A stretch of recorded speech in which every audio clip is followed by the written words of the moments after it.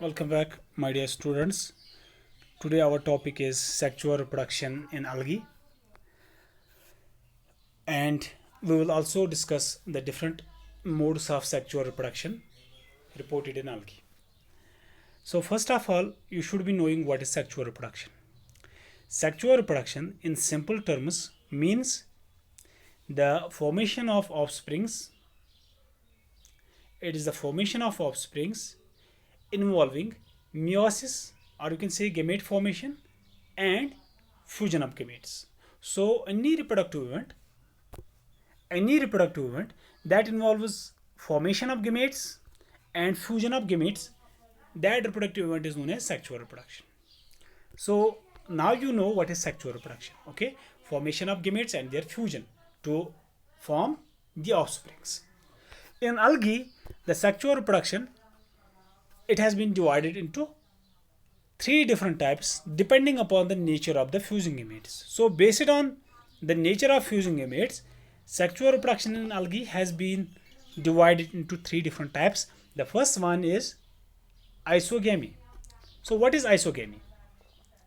Isogamy means fusion of gametes which are morphologically as well as physiologically similar. If the two fusing gametes, they are morphologically, that means in terms of size, in terms of shape, they are similar, okay, as well as physiologically, that means this gamete as well as this gamete, they are having the same physiology, they are equally motile. It is not that this one is more motile and this one is less motile. So that type of sexual reproduction in which the fusing gametes are morphologically as well as physiologically similar, this is known as isogamy, and isogamy has been found in case of Chlamydomonas eugametos.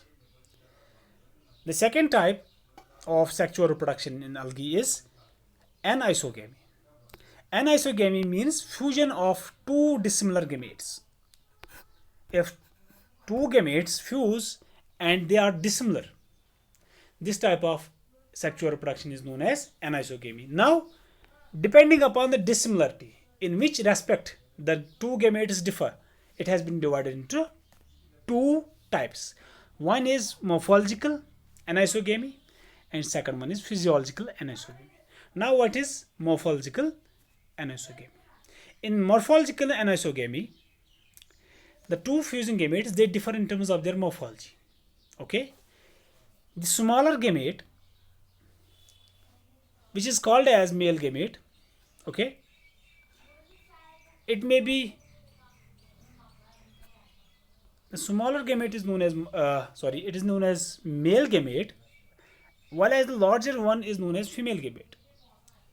They differ only in terms of their size. Here they differ in terms of their morphology only. This one is large and this one is small. Otherwise their physiology is same.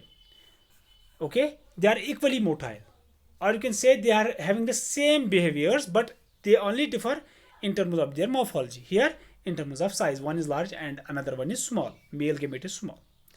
And this type of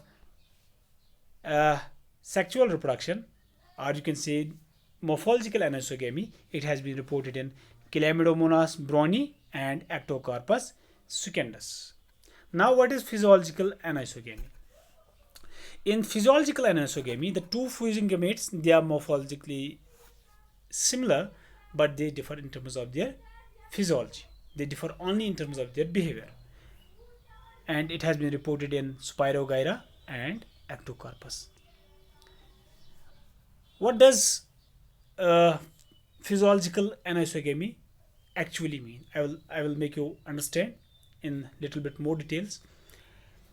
Say there are two gametes, okay, they are morphologically similar. They are morphologically similar. They have same size, they have same shape, but one gamete is more motile and another one is less motile. That is what physiological anisogamy mean. The two fusing gametes, they are morphologically similar. They have same morphology, but they differ in terms of their motility. They differ in terms of their behavior. So the main difference between morphological and physiological anisogamy, you will remember once for always. Morphological anisogamy means when the two fusing gametes differ in terms of their morphology. Okay. And physiological anisogamy means when the two fusing gametes they differ in terms of their physiology. Now the final one is oogamy.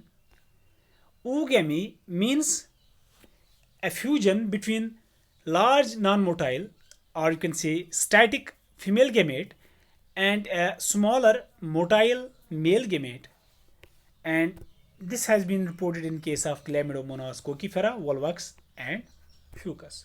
So oogamy में होता क्या है? There is fusion between two gametes which are different. They are different. One is large, it is non-motile, okay, it is static, and another one is small. And this small gamete is male gamete, okay, it is motile, it is flagellate, and it is small in size. And this has been reported in Chlamydomonas coccifera, volvox and fucus. So the simple funda of remembering the oogamy is, in oogamy male gametes they are small and flagellate, they are motile you can say, and the female gametes they are non-motile, and they are large. Now the end product of sexual reproduction is zygote formation. Now what happens to the zygote? We will study what zygote ultimately gives rise to. What is the fate of zygote? Okay, and side by side we will study two common types of life cycles in algae. Now the zygote and its germination and its fate, you can say. First of all, haploidtic life cycle. In haploidtic life cycle, the algal body, it is gametophyte, it is haploid. Okay, it is haploid. The dominant phase is haploid, and this gametophyte, it will lead to the formation of gametangia. It will form gametangia, okay, gamete producing organs. The male gametangium, it will give rise to male gamete, and female gametangium, it will rise to female gamete. Okay, both of these gametes they are haploid because they formed from the gametophyte. Okay, they formed from this gametophyte.